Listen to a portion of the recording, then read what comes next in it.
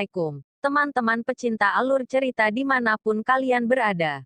Apa kabarnya semua? Selamat datang kembali di channel Anime VC. Dan pada kesempatan kali ini, kita akan mendengar alur cerita dari novel Aku Benar-Benar Bukan Pesuruh Dewa Iblis. Maaf jika gambar dan alur cerita tidak sesuai. Jangan lupa subscribe dan tekan tombol lonceng untuk notifikasi video selanjutnya. Like, share dan komentarnya. Terima kasih. Aku benar-benar bukan pesuruh Dewa Iblis bab 11. Anda gagal. Pemilik toko buku berkata dengan nada mencela, saat dia duduk tegak dan menatap Jizixiu. Jizixiu menarik napas dalam-dalam dan mengangguk bergumam dengan kemarahan dan kekecewaan. Ya, aku gagal. Dia melarikan diri. Dengan keberadaannya saat ini tidak diketahui. Saya sudah mengirim orang untuk mencarinya tetapi mereka belum menemukan petunjuk apapun. Petik 2. Situasi ini tampaknya agak serius. Lin Jie mengerutkan kening saat dia berpikir sendiri. Dia secara khusus melakukan pencarian online di Jibonong dan perusahaan pengembangan sumber daya role-nya selama beberapa hari terakhir. Lin Jie telah mendengar tentang perusahaan sebelumnya dan tahu bahwa itu adalah perusahaan besar yang memonopoli sektor pengembangan sumber daya distrik bawah Norzin dan memiliki banyak merek anak perusahaan termasuk perhiasan, kosmetik, dan bahan makanan di bawah panjinya. Setelah meneliti, Lin Jie menemukan bahwa perusahaan ini tampaknya memiliki hubungan yang erat dengan administrasi Norzin. Perusahaan tidak hanya memonopoli sumber daya di distrik yang lebih rendah, tetapi hanya memiliki hak untuk merekrut orang di distrik yang lebih rendah. Selain perusahaan ini, kontak dengan personel distrik bawah sangat dilarang bagi orang lain. Hukuman terberat bagi pelanggarnya adalah penjara seumur hidup dan bahkan keluarga mereka akan dibuang untuk menjadi pengikut gereja wabah. Keunikan Role Resource Development Company dapat dilihat dari semua informasi ini. Dan putri satu-satunya Bonong, Jizixiu, tidak diragukan lagi adalah seorang wanita muda yang tinggi dan menyendiri. Wanita seperti itu dengan latar belakang yang megah dan banyak pelamar sebenarnya telah ditipu seburuk ini oleh.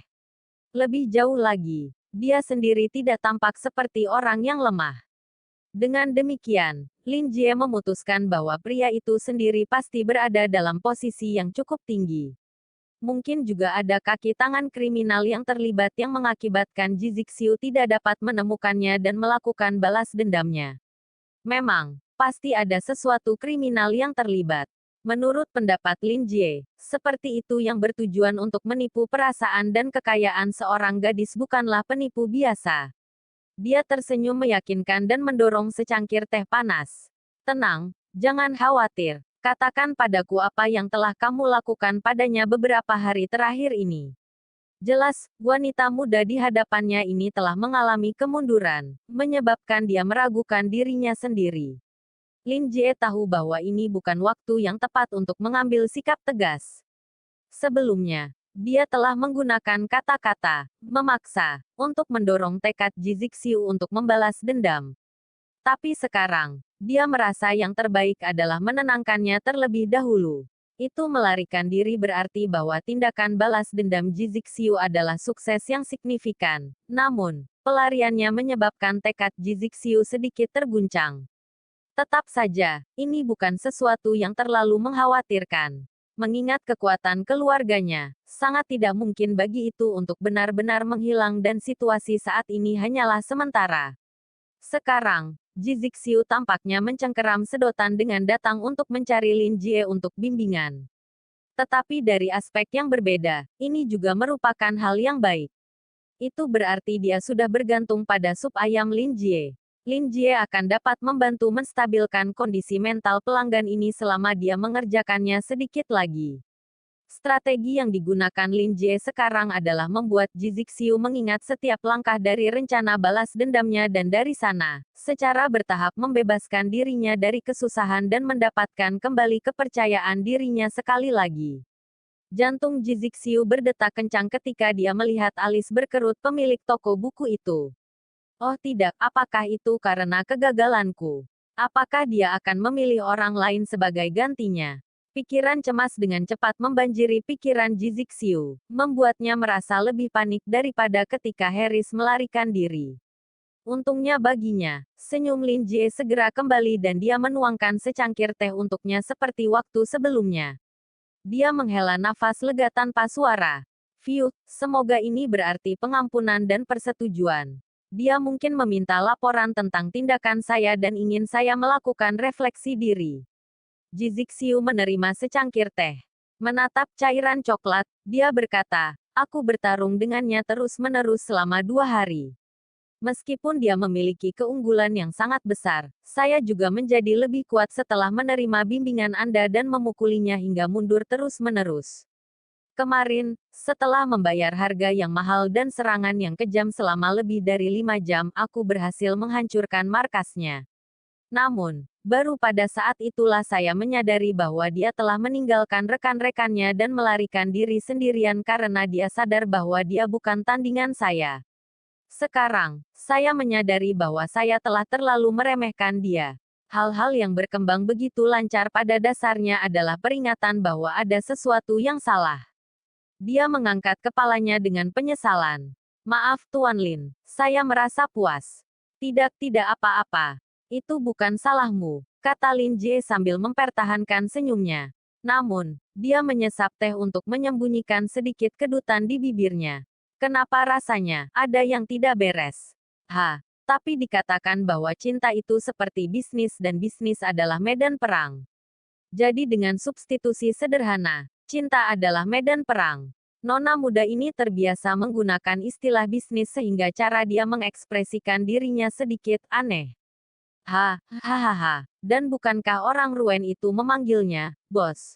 Sepertinya nona muda ini mungkin sedang bermain di perkumpulan rahasia atau semacamnya. Sangat mudah bagi anak-anak dari keluarga yang kuat untuk mengembangkan kebiasaan seperti itu. Ini lebih masuk akal.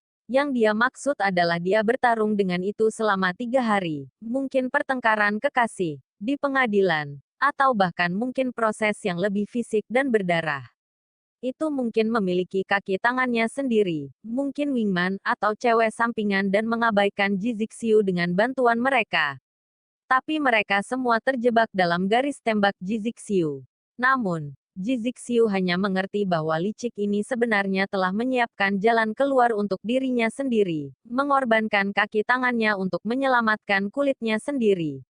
Jadi seperti ini. Lin Jie mengangguk dan berdeham. Saya benar-benar bisa mengerti jika seperti ini.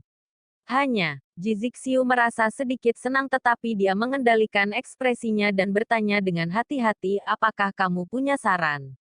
Saat keduanya berbicara, Ruen berdiri di samping tanpa melakukan apa-apa. Karena kebiasaan, dia menggunakan sudut matanya untuk mengamati toko buku ini. Ini adalah kebiasaan profesional yang dibangunnya selama bertahun-tahun menjadi penjajah informasi. Setelah menjadi pemburu dan bergabung dengan Serigala Putih, Ruen secara khusus membantu Harris mengumpulkan informasi. Meskipun dia bukan ahli dalam pertempuran, dia adalah seorang profesional intelijen sejati dan bahkan memiliki kontak dan mata di dalam Truth Union. Dia mungkin telah menyerah pada kekuatan dan mengambil sikap yang sederhana. Tetapi jauh di lubuk hatinya, dia memiliki harga dirinya sendiri. Praktis tidak ada apapun di kota Norzin yang tidak dia ketahui. Dia bahkan mendapatkan laporan intelijen yang hanya diketahui oleh segelintir orang tentang pria berskala hitam tanpa wajah. Wilde saat ini berada di kota Norzin. Bab 12. Ruen, tikus. Itulah julukan yang diberikan orang lain untuknya. Darah kotor yang digunakan oleh sebagian besar organisasi pemburu, Serigala Putih, berasal dari hewan mimpi yang ganas dan dikenal luas, Skywolf. Moniker seperti itu tampak seperti ironi besar di dalam Serigala Putih, tetapi Ruen bangga akan hal itu. Apakah ada yang salah dengan menjadi tikus pengecut? Bagi Ruen, kata-kata seperti pengkhianat, kelicikan, dan ketamakan berkonotasi positif. Hanya orang-orang dengan sifat seperti itu yang menjalani hidup lebih lama. Indera penciumannya yang tajam dan pandangan ke depan yang luar biasa adalah alat yang sangat berguna untuk melestarikan hidupnya sendiri. Keterampilan ini biasa selama bertahun-tahun, sejak dia turun ke jalan. Dia telah berganti kesetiaan berkali-kali, menjadi pengkhianat berkali-kali dan memegang banyak alat tawar-menawar yang memungkinkannya keluar dari situasi apapun. Tidak ada yang bisa membunuhnya, juga tidak ada yang mau. Tikus Ruen sendiri adalah satu-satunya yang tahu persis seberapa luas jaringan intelijennya. Dan kali ini, dia mengandalkan seorang wanita. Ketika dia menyaksikan mutasi binatang serigala ajaib yang membawa kehancuran dan darah, diikuti oleh transformasi anggun kembali menjadi manusia, Ruen mengerti bahwa para pemburu malam akan melihat tuan baru. Wanita ini akan membawa revolusi yang belum pernah terjadi sebelumnya. Tetapi bahkan jika dia gagal, tidak ada yang akan terjadi pada tikus Ruen. Adapun merek loyalitas penyihir, Ruen sudah diam-diam mendapatkan metode untuk menghilangkannya. Dia telah hidup dengan mudah selama bertahun-tahun dengan mengandalkan membelot dan menyerah dengan alasan palsu sedangkan semua tuan yang telah dia hianati telah kembali menjadi debu. Dalam situasi yang tidak jelas, mereka yang berpegangan pada cabang mati seperti orang bodoh seperti pemimpin ketiga Kaji, baru saja membuktikan betapa tidak berharga dan berbahayanya kepercayaan itu. Ketika Ruen bertugas di bawah Harris, dia juga telah menggunakan trik ini untuk membuat pemimpin, Serigala Putih, mempercayai orang terkenal seperti dirinya. Dan sekarang, menipu wanita muda yang kaya ini adalah tugas yang mudah. Seekor tikus memiliki ambisinya sendiri. Jika dia bisa mendapatkan metode mengendalikan mutasi binatang, dia tidak akan lagi menjadi tikus yang berlarian di selokan karena harus bergantung pada orang lain. Dengan kekuatan yang tak tertandingi di atas jaringan intelijen yang dia kendalikan, Ruen percaya bahwa dia bisa menjadi raja bahkan di siang hari bolong. Pada saat itu, semua orang ingin tunduk padanya. Ruen mengalihkan pandangannya dari sekeliling dan mengalihkan pandangannya ke pemilik toko buku. Dia meneliti makhluk ini dengan hati-hati, menggunakan semua 40 tahun pengalamannya untuk menilai dan menentukan dengan tepat siapa orang ini. Akhirnya, dia sampai pada suatu kesimpulan. Pemuda ini hanyalah orang biasa. Meskipun ada gargoyle batu di atas meja, itu tidak tampak luar biasa. Itu tidak lebih dari hiasan dekoratif di rumah biasa, pikir Ruen pada dirinya sendiri. Tapi, tatapannya jatuh ke Jizixiu. Pemburu wanita itu terlihat sangat hormat, seolah-olah yang di seberangnya adalah pembangkit tenaga listrik tingkat tertinggi. Ruen bingung. Apakah saya sudah tua? Apakah indera tikus saya menjadi tumpul? Tidak, seharusnya tidak begitu. Dia benar-benar yakin dengan penilaiannya sendiri. Belum lama ini, dia secara akurat menentukan bahwa Harris akan membuat langkah besar. Setelah menyadari bahwa Harris tidak memperlakukan bawahannya dengan baik belakangan ini, dia dengan cepat mengubah kesetiaannya dan menghindari pembantaian. Itu membuktikan bahwa dia benar. Kali ini, Ruen memilih untuk percaya pada dirinya sendiri juga. Namun, mengingat pemujaan tuan barunya serta kecenderungan bawaannya sendiri untuk berhati-hati, Ruen memutuskan untuk terlebih dahulu mematuhi nasihat berharga apapun yang akan diberikan orang ini untuk diberikan perlakuan seperti itu. Sementara itu, proses berpikir Lin Jie sederhana. Dia ingin membantu Jizixiu memadamkan kesabarannya dan memberitahu dia bahwa itu tidak setara dengannya. Bagaimanapun, dia sudah mencapai kemenangan dan itu takut padanya. Yang perlu dilakukan hanyalah menunggu. Jangan terlalu khawatir. Situasinya lebih sederhana dari yang Anda bayangkan. Musuhmu bukanlah dia, melainkan beberapa hal lain. Yang kamu takutkan adalah ketakutan itu sendiri jadi, tunggu saja waktunya dan kamu akan segera mendapat kabar. Itu dia, itu dia. Jika menunggu tanpa melakukan apapun bisa menyelesaikan masalah, lalu apa gunanya memiliki Secret Ray Tower atau Hunter? Kening Ruen berkerut. Dia tidak menunjukkan emosi apapun di wajahnya tetapi otot-otot wajahnya mengepal. Pembicaraan besar, kata-kata kosong, pernyataan ambigu. Ruen paling akrab dengan trik yang biasa digunakan oleh penipu. Dia tidak bisa lagi yakin bahwa toko buku ini hanyalah penipu. Namun, yang membuatnya bingung adalah cara Jizixiu yang rendah hati menerima kata-kata pemilik toko buku itu. Terima kasih atas bimbingan Anda. Saya mendapat banyak manfaat dari buku yang Anda pinjamkan kepada saya. Namun, situasinya tidak seperti kebanyakan. Saya harap, Ruen berusaha sekuat tenaga untuk menenangkan diri tetapi harga dirinya sebagai tikus membuatnya benar-benar ingin melemparkan pria itu ke tanah dan menginjak-injaknya. Aku pasti sudah tua. Bagaimana saya bisa memilih nyonya muda yang bodoh? Sial, bagaimana mungkin gadis naif ini tidak melihat penipu seperti ini? Ekspresi Lin Jie secara halus berubah saat dia meletakkan cangkir tehnya dan berkata, "Maaf, ada sesuatu yang harus aku tangani. Saya akan selesai dalam waktu sekitar 5 menit jadi tolong tunggu sebentar." Petik 2. Ah, sial. Aku punya sedikit teh. Mengapa nona muda ini harus memulai percakapan seperti waktuku yang biasa untuk menggunakan kamar mandi? Sesuai rutinitas, Lin Jie sedang membaca dan menikmati tehnya sambil menunggu pelanggan. Saat itu akan menjadi waktu yang biasa untuk menggunakan kamar kecil. Ji Zixiu memasuki toko buku dan mereka memulai percakapan. Meskipun Lin Jie mampu menahannya, dia merasa itu tidak perlu dan tidak baik untuk tubuh. Selain itu, dia yakin Ji Zixiu tidak akan menentangnya. Ji Zixiu bingung sejenak tetapi mengangguk patuh setelahnya. Tolong pergilah. Lin Jie bangkit dan menghilang menaiki tangga ke lantai 2. Ji Zixiu akan memikirkan apa yang dikatakan pemilik toko buku ketika Ruen datang kepadanya dan berkata dengan gigi terkatup, "Bos, apa yang kamu lakukan?" Mata Ji Zixiu menyipit dan dia berkata dengan dingin, "Aku hanya membawamu ke sini bukan karena aku tidak mempercayaimu, tetapi karena aku merasa pemahamanmu tentang informasi mungkin berguna di sini. Apa yang memberimu hak untuk berbicara denganku dengan nada seperti ini? Jangan lupa bahwa dengan merek di leher Anda sekarang adalah antek keluarga saya dan bukan tikus liar.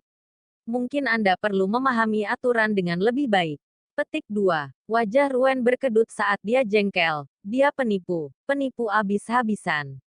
Ya, saya mungkin tidak mematuhi aturan yang benar, tetapi ini yang saya tahu. Triknya mungkin tampak sempurna tetapi saya dapat dengan mudah menemukan setidaknya 3 orang lain pada level yang sama dengannya. Petik 2. Orang bodoh yang benar-benar tertipu yang begitu tinggi dan perkasa melihatnya sebagai tikus selokan. Wajah Ji Zixiu menegang. Diam. Seharusnya aku tidak membawamu ke sini. Orang yang berpikiran sempit memang memiliki perspektif yang terbatas. Jika bukan karena kamu masih berguna, aku akan menebasmu sekarang juga. Dia memarahi. Aku benar-benar setia padamu. Aku akan membuktikannya padamu sebentar lagi. Ruen mengeluarkan panah beracun, menyembunyikan niat membunuh di matanya saat dia bergumam, "Aku akan membuktikannya padamu ketika dia turun." Sebuah pekikan mengental darah terdengar di toko buku. Ruen dan Ji Zixiu sama-sama tercengang dan segera melihat ke arah countertop. Patung hitam legam itu dengan cepat membesar, mengayunkan ekornya yang panjang dan kuat dan membentangkan sayap besar itu seolah-olah itu adalah bayangan besar dari neraka. Cahaya merah yang tidak menyenangkan menyala lebih terang saat mengarahkan pandangannya pada orang yang telah menunjukkan niat membunuh, Ruen. Hanya, dengan kepakan sayapnya, gargoyle itu melesat dengan kecepatan yang mencengangkan, mengabaikan ketidakpercayaan Ruen dan berjuang saat cakarnya merobek kepalanya dan menelannya utuh. Selanjutnya, ia melahap sisa tubuh Ruen dalam hitungan detik sebelum menggunakan lidahnya untuk menjilat darah dari lantai dan rak. Ruen bahkan tidak bisa menangis dalam beberapa detik. Seluruh episode ini telah berlangsung. Gargoyle kemudian kembali ke bentuk patung batunya. Buk buk buk. Lin Jie kembali ke bawah dan melihat Ji Zixiu berdiri di depan konter, menatap kosong ke papan lantai. Merasa sedikit aneh, Lin Jie bertanya, "Ah, di mana bawahanmu itu?" Ji Zixiu tersentak kembali ke kenyataan. Wajahnya sedikit pucat, dia melihat ke arah Lin Jie dan memaksakan senyum lemah. Dia punya masalah mendesak untuk ditangani. Sekian untuk bab kali ini. Tunggu kelanjutannya hanya di channel Anime VC. Terima kasih.